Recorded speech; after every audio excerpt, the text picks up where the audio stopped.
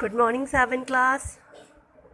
आज हम अपना नया नेक्स्ट चैप्टर स्टार्ट करेंगे। चैप्टर सिविक्स का चैप्टर का लेसन नंबर 25 और चैप्टर का नेम है डेमोक्रेसी एलिमेंट्स एंड फंक्शंस। ठीक है, उससे पहले आपने डेमोक्रेसी पढ़ा था। डेमोक्रेसी क्या होता है मालूम है ना? Democracy is the form of the government in which people are rule by, यानी द गवर्नमेंट, वो गवर्नमेंट जो पब्लिक के लिए काम करती है, जिसमें पब्लिक ही चूज़ करती है और पब्लिक के ही रिप्रेजेंटेटिव होते हैं, उसको हम डेमोक्रेसी फॉर्म ऑफ गवर्नमेंट कहते हैं। ठीक है, the government of the people, the by the people and for the people, यानी काम करने वाले लोग जो होती है वो भी पीपल होते हैं, जो चूज़ करता है वो भी पीपल्स होते हैं, और जिनके लिए काम किया जाता है उनको हम डेमोक्रेटिक गवर्नमेंट कहते हैं। ब्रिटिश के बाद हमारी कंट्री ने डेमोक्रेटिक फॉर्म गवर्नमेंट को चुना, क्योंकि उनको लगता था, हमारे पीपल्स को लगता था कि ये गवर्नमेंट जो है वो बेस्ट है। मोनार्ची और डिक्टेटरशिप से ये गवर्नमेंट बेस्ट है, इसीलिए हमारी डेमोक्रेटिक गवर्नमेंट को हमारे कंट्री ने चुना। डेमोक्रेटिक गवर्नमेंट जो है consider to be the best form of government. Democratic government जो है वो बेस्ट गवर्नमेंट है, इसीलिए हमारी कंट्री ने उसको कंसिडर किया। अब आता है enlightened citizen. To make the right, हमारी जब सारे काम पब्लिक करती है तो उसके लिए ज़रूरी है to make the right choice, कि हमारी चॉइस जो है बिल्कुल ठीक होनी चाहिए। हम लोगों को राइट डिसीजन लेने हैं, एवरी सिटीज़न को रिस्पॉन्सिबल होना है। दिस डज नॉट मीन, इसका मतलब ये नहीं है they should be highly educated और पॉजेस यूनिवर्सल डिग्री, कि उनको वो पढ़े लिखे और डिग्री होल्डर होने चाहिए, नहीं, बल्कि बस उन्हें अपने काम की जिम्मेवारी पता होना चाहिए कि वो जिस काम को चुन रहे हैं वो लोग काम के लायक हैं, वो काम करेंगे पब्लिक के लिए या नहीं करेंगे। In country having large population, country में जहाँ पर हमारे यहाँ पर इतनी पॉपुलेशन है, वहाँ पर डायरेक्ट गवर्नमेंट सारे एक साथ तो लोग रूल नहीं कर सकते, इसीलिए हमारी कंट्री में इनडायरेक्ट डेमोक्रेसी है, यानी हम लोग अपने रिप्रेजेंटेटिव चुनते हैं जो हमारे बिहाफ पे काम करते हैं। ठीक है, election are important part of democracy, election जो है सबसे इम्पॉर्टेंट पार्ट है। सबसे पहले इलेक्शन किया जाता है, लोग चूज़ किए जाते हैं। पॉलिटिकल पार्टीज़ जो है इलेक्शन के दौरान अपना मैनिफेस्टो, अपनी कैंपेनिंग करती है, यानी अपने काम रखती है कि वो क्या, अगर हम उनको चूज़ करते हैं तो वो हमारे लिए क्या क्या करेंगे। तो वो लोग कैंपेनिंग करते हैं, पब्लिक को सपोर्ट मांगते हैं, यानी वोटर्स को कन्विंस करते हैं कि वो लोग उनको वोट दें। सेवरल पब्लिक मीटिंग्स होती हैं, वेरियस इश्यूज़ और प्रॉब्लम्स रखी जाती हैं, लोग उसको डिस्कस करते हैं। फिर इलेक्शन ओवर होता है, इलेक्शन होता है, उसके बाद जब इलेक्शन के बाद हम लोग वोट डाल देते हैं, देन पार्टी विच गेट, जिसको सबसे ज़्यादा मेजोरिटी मिलती है वो चूज़ की जाती है, वो गवर्नमेंट बनाती है। और जो अदर पार्टी होती है, if none of the party gets a majority, और जिसको नहीं मेजोरिटी मिलती है, एक लाइटेशन गवर्नमेंट फॉर्म। ये तो आपको पहले भी बताया था कि जो पार्टी नहीं जीतती है वो अपोजिशन पार्टी होती है, और दूसरी तरफ जो कई बार एक पार्टी नहीं जीतती है तो वो दूसरी पार्टी को हेल्प करके कोलाइटेशन गवर्नमेंट बनाते हैं। ठीक है, अब आता है पॉलिटिकल अवेयरनेस। पॉलिटिकल अवेयरनेस क्या है? पॉलिटिकल अवेयरनेस मतलब बहुत ज़रूरी है। हम political awareness is created among citizen, यानी वो हमको रिसोर्सेज, हायर थिंकिंग एबिलिटी, हमारे में योग्यता होनी ज़रूरी है। वो हमको लीड करते हैं, हमको बताते हैं कि क्या प्रॉब्लम्स हैं, उनको वो कैसे सॉल्यूशन करेंगे। पॉलिटिकल अवेयरनेस इसलिए इम्पॉर्टेंट है डेमोक्रेसी में। पॉलिटिकल सिटीजन्स को जज, एक तरह से सिटीजन जो है, नागरिक जो है, वो जज का काम करते हैं। वो उनकी परफॉर्मेंस देखते हैं कि जो उन्होंने गवर्नमेंट चुनी है वो काम वो कर रहे हैं ठीक से या नहीं कर रहे हैं, और अगर वो ठीक से नहीं कर रहे तो नेक्स्ट टाइम हम उनको वोट नहीं देते हैं। The ruler of democratic government are elected by the citizen, जो रूलर है यानी डेमोक्रेटिक के रिप्रेजेंटेटिव हैं जो काम करते हैं, उनको सिटीज़न, इंडिया के सिटीज़न चूज़ करते हैं, और who are eligible to vote, और वही लोग वोट डालते हैं जो वोट के योग्य हैं। As a rulers are answerable, तो इसी तरह से जो रिप्रेजेंटेटिव होते हैं, रूलर्स होते हैं, वो आंसरेबल होते हैं, यानी जो हमने वोट डाला है पब्लिक को, तो उन्हें वो आंसर देना पड़ेगा, यानी उन्होंने जो प्रॉमिस किए थे अगर वो काम नहीं करते हैं तो हम उनसे पूछ सकते हैं कि जब आपने इलेक्शन के दौरान हमसे ये बातें कही थी तो आपने वो चीज़ क्यों नहीं करी।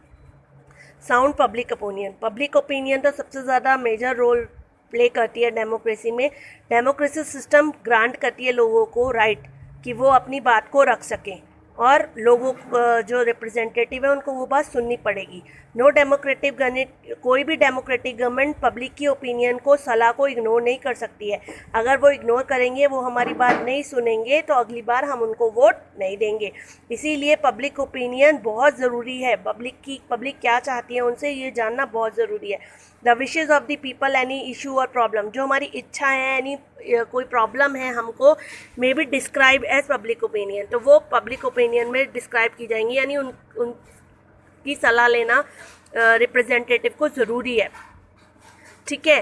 Process of development of public opinion generate, जो हमारा प्रोसेस है पब्लिक ओपिनियन का, वो जनरेट करता है, यानी हमें सोचने की शक्ति देता है, हमें आसपास के बारे में बताता है, इनवाइट्स पीपल, लोगों के व्यूज़ को इनवाइट करता है, इश्यूज़ को, यानी पब्लिक कंसर्न्स के बारे में, यानी पॉलिटिकल लीडर्स, हमें जो है पॉलिटिकल लीडर्स के साथ में हमें भी सोचने का, हमें आसपास के एरियाज़ के बारे में पता रहता है, इनवाइट्स पीपल, और इसके अलावा हमें पता रहता है कि हमें किसे वोट देना है, किसे नहीं देना। और जो पॉलिटिकल लीडर है उनको भी ये डर रहता है कि वो अगर काम नहीं करेंगे और वो पब्लिक की बात नहीं सुनेंगे तो पब्लिक उनको इलेक्शन में अगली बार वोट नहीं देगी।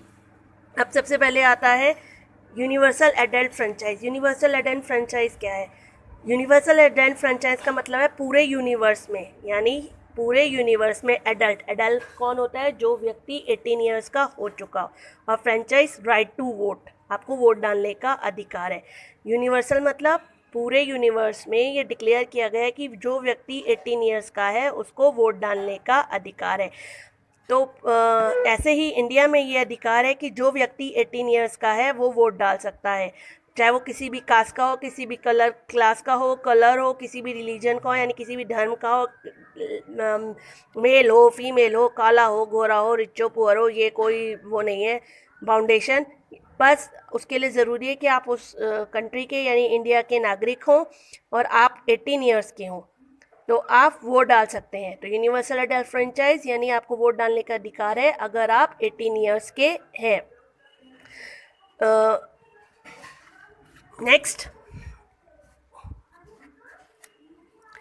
इन इंडिया में ऑल सिटीजन, इंडिया में जितने भी सिटीजन हैं जो 18 ईयर्स के हैं वो वोट डाल सकते हैं। Only people convict of certain, आपने कोई क्रिमिनल ऑफेंस नहीं किया हो, मतलब आपने किसी का मर्डर नहीं किया हो, आपने किसी को मारा नहीं हो, अगर आप जेल में हो, आपने गलत काम किया है, तो आपको वोट डालने का अधिकार नहीं है। Important principle of adult franchise run on 1 person 1 vote.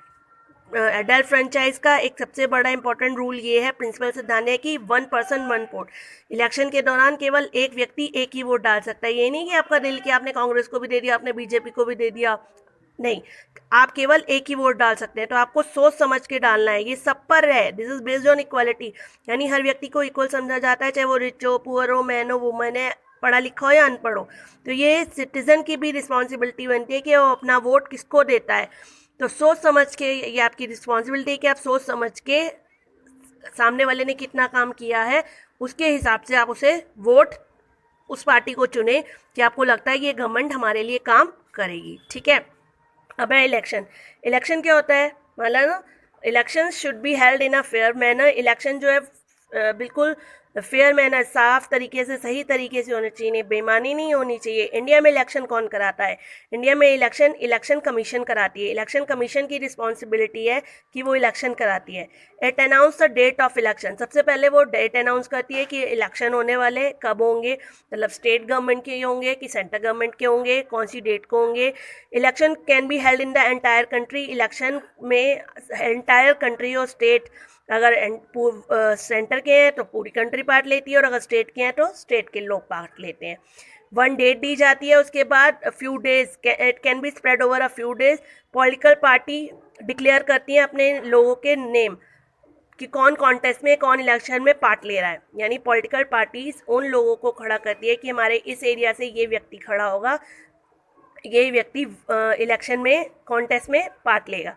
People who contest election are called candidates, यानी वो लोग जो इलेक्शन में कॉन्टेस्ट में पार्ट लेते हैं उसको हम कैंडिडेट कहते हैं। तो समझ में आ गया, पॉलिटिकल पार्टी अपने कैंडिडेट्स को खड़ा करती है कि हमारी तरफ से ये लोग लड़ेंगे।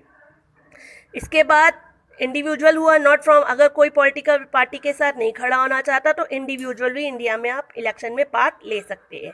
These candidate file there nomination paper, फिर उसके बाद इन कैंडिडेट्स को अपने नॉमिनेशन पेपर करने पड़ते हैं, पूरी इंफॉर्मेशन देनी पड़ती है, कोई भी इंफॉर्मेशन गलत नहीं होनी, मतलब आपके पास कितनी संपत्ति है, आपका नाम क्या है, आप कुछ गलत नहीं, अगर आप गलत पता चला तो आपको वो लोग इलेक्शन से हटा सकते हैं। तो उसके लिए आपको ज़रूरी है आप अपना नेम, प्रिंट सब कुछ सही सही लिखें।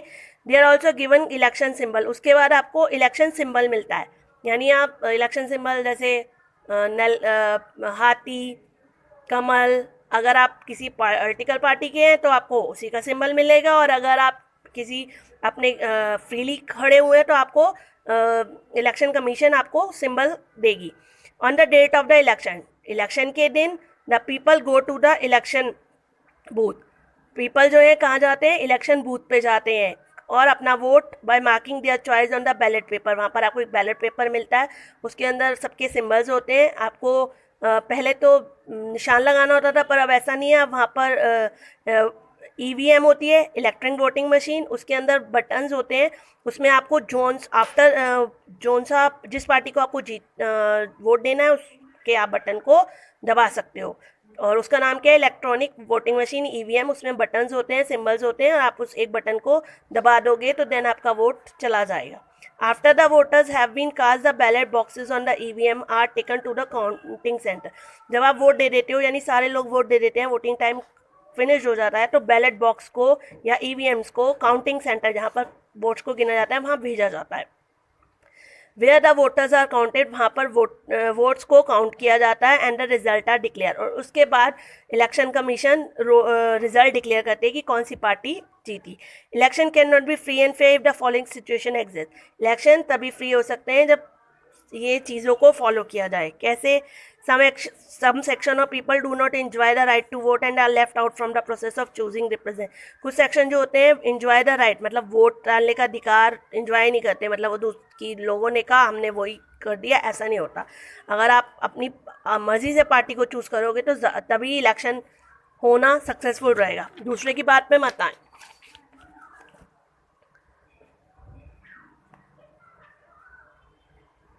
उसके अलावा अथॉरिटी दैट आर अनट्रस्टेड, अगर आपको किसी पर भरोसा नहीं है पर्टिकुलर कैंडिडेट और पार्टी, तो अब तब भी आप उसे वोट ना दें, आपको लगता है कि ये व्यक्ति ने इस साल काम नहीं किया तो, और अगर उसके बाद भी आप वोट देते हैं और आपको लगता है कि आप उसे वोट दे रहे हैं तो आप डेमोक्रेटिक गवर्नमेंट के लिए गलत काम कर रहे हैं। मतलब आपको बिल्कुल वोट देने से पहले सोचना है कि ये व्यक्ति ने हमारे लिए क्या क्या काम किया है, किस धर्म का है, आदमी है, औरत है, ये कोई मैटर नहीं करता बेटा। मैटर ये करता है कि वो देश के लिए या आपके लिए काम कर रहा है या नहीं। अगर वो कर रहा है देन आप उसे वोट दें। अब आता है secret ballot, a method of voting that ensure, यानी वो तरीका जिसमें votes are cast in secret, votes को इकट्ठा किया जाता है या वोट्स डाली जाती हैं सीक्रेट तरीके से, इसमें पता नहीं चलता कि हमने किसको वोट दी है। Voter is not influence, voter को इन्फ्लुएंस नहीं होना है, मतलब किसी से प्रभावित नहीं होना है कि आपको कोई भी at the time of voting no one else know who has voter choose, यानी इंडिविजुअल या आपको कोई भी आदमी इन्फ्लुएंस कर सके, प्रभावित कर सके कि इसको वोट डालना है। आपको वोट डालते समय बिल्कुल सीक्रेट तरीके से, चुपचाप तरीके से वोट डालना है, यही वोटिंग सीक्रेट बैलेट सिस्टम होता है। इसमें क्या होता है कि एक रूम के अंदर आप जाते हैं, वहाँ पर एक बॉक्स होता है जहाँ पर आपको ईवीएम रखी होती है और आपको उसको जाके बटन दबाना है। आपने एक बार बटन दबा दिया, मैंने आपको पहले भी बताया था, तो आप दोबारा उसे नहीं दबा सकते क्योंकि आपने एक बार वोट डाल दिया। और ऐसे ही अगर आपके यहाँ पेपर्स वाला सिस्टम है तो अगर आपने एक बार सिंबल डाल दिया तो दोबारा सिंबल नहीं डाल सकते, तुम्हारे सिंबल पे नहीं लगा सकते। अगर आप लगाओगे तो आपका वोट बेकार चला जाएगा। तो इसके लिए ज़रूरी है कि आप चुपचाप जाएं। तो बैलेट, सीक्रेट बैलेट सिस्टम बहुत इंपॉर्टेंट है, commonly used in election. Name of candidate, यानी कैंडिडेट्स का नेम रखा होता है चेक बॉक्स पे, और बटन्स पे आप जाना है और आपको उसे मतलब प्रेस करना है, आपकी चॉइस का वोटर चुन लिया जाएगा। अगर आप बाहर आके नहीं बताएंगे तो किसी को भी नहीं मालूम पड़ेगा कि आपने किसको वोट दिया है। ठीक है। अब आता है simple majority system, absolute majority है, simple majority are the two system of electric representative. Electing representative में एब्सोल्यूट मेजोरिटी और सिंपल मेजोरिटी 2 इंपॉर्टेंट सिस्टम है। एब्सोल्यूट मेजोरिटी का मतलब है securing more than half of the total votes poll. Simple majority mean securing the highest number of vote. Absolute majority का मतलब है कि आपने सबसे ज़्यादा half of the total vote, सबसे ज़्यादा वोट आप हाफ टोटल मिली है। और सिंपल मेजोरिटी का मतलब है आपने सिक्योर करें हाईएस्ट नंबर ऑफ वोट, सबसे ज़्यादा वोट्स। ठीक है, समझ में आ गया। The simple majority indicate that the winning candidate may or may not have secured more than half of the total vote. यानी सिंपल मेजोरिटी का मतलब है कि विनिंग कैंडिडेट जो है उसको हैव सिक्योर्ड, उसने सिक्योर किया है then half of the total votes, total votes की हाफ वोट्स को polled. It is a mostly common used system election, ये मोस्टली यूज़ किया जाता है सिस्टम ऑफ इलेक्शन में। क्लियर हो गया। अब आज के बस इतना ही, आज मैं क्लास यहीं फिनिश करती हूँ। Okay, bye bye.